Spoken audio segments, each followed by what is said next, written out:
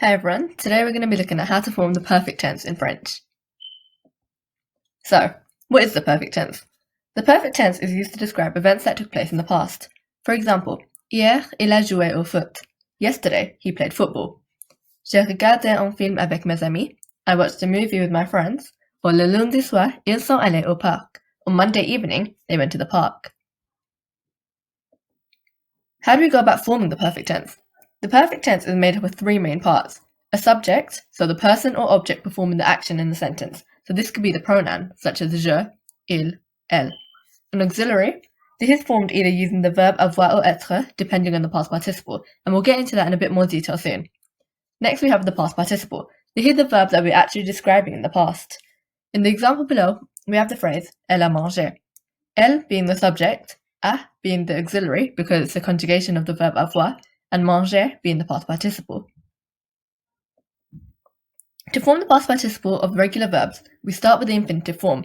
As you know, there are three types of infinitive verbs in French. We have ER verbs, IR verbs, and RE verbs. With ER verbs, when forming the perfect tense, we replace the ER at the end of the infinitive with E accents. So for example, donner becomes donné. With IR verbs, we replace the IR with an I. So choisir becomes choisi. And with RE verbs, we replace the RE at the end of the infinitive with a U. So attendre becomes attendu. Most verbs form the perfect tense by using avoir as the auxiliary. Let's take a look at conjugating the verb donner into the perfect tense. As you can see from this table, we have the subject, the avoir auxiliary, and the past participle. As the first example, we have j'ai donné, I gave or have given. Then we have tu as donné, you gave, have given. Il, elle, on a donné, he or she or one gave or has given. Nous avons donné, we gave, have given. Vous avez donné, you gave, have given. Or ils, elles, ont donné, they gave, have given. Notice how the past participle stays the same for each pronoun. This will be quite important as we'll realize later on that this may not always be the case. The following verbs use êTRE as the auxiliary when forming the perfect tense. You need to learn these and you need to be able to identify these in your exam. Also note that all reflexive verbs in the perfect tense also use êTRE as the auxiliary. Feel free to pause the video and make notes as you see fit. Now we need to take a look at how to form the perfect tense using êTRE as the auxiliary. So let's take a look at conjugating the verb aller into the perfect tense. The most important part about using êTRE as the auxiliary is that the past participle must always agree with the subject. This means that the past participle must always agree with the quantity and the gender of the subject that you're looking at. So we have je suis tombé. There's an E in brackets at the end. This means that if je is referring to a female, there will be an additional E after the past participle. If it's just referring to a male, then there will be no E and it will just be spelled tombé as in grey. The next one, tu es tombé, the same applies. If tu is referring to a female, then there will be an additional E at the end of the past participle. If not, it will just stay how it is. Then we have il est tombé. Il is always he, so we don't need to worry about an extra E in that case. Elle est tombée. In this case, elle means she, so there will always be an extra E. For on est tombé, it's the same as je and tu. If on refers to a female, there'll be an extra E at the end of the past participle, and if it's referring to a male, there won't be an extra E. Then we have nous sommes tombés.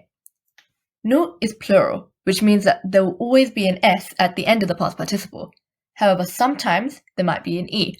If nous is referring to a group of females, there'll be ES, whereas if it's referring to a group of males, it will just be S. But notice how the E will always come before the S. Then we have vous êtes tombé. Vous can be singular or plural, and it can also be feminine or masculine. So it depends what you're referring to when we add the extra E and S to the past participle. Then we have ils sont tombés. Il, spelt ILS, will always be masculine and plural. This means that it's spelled tombé with an S at the end, but no additional E. Then we have elles sont tombées.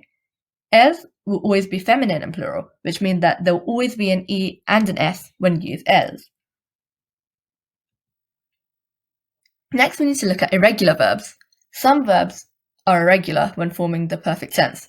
Here are a list of irregular verbs in the perfect tense that you'll need to know about. It's also important to note that the above irregular verbs in the perfect tense use avoir as the auxiliary. Now let's take a look at a worked example. We need to translate the following sentence into French. They went out.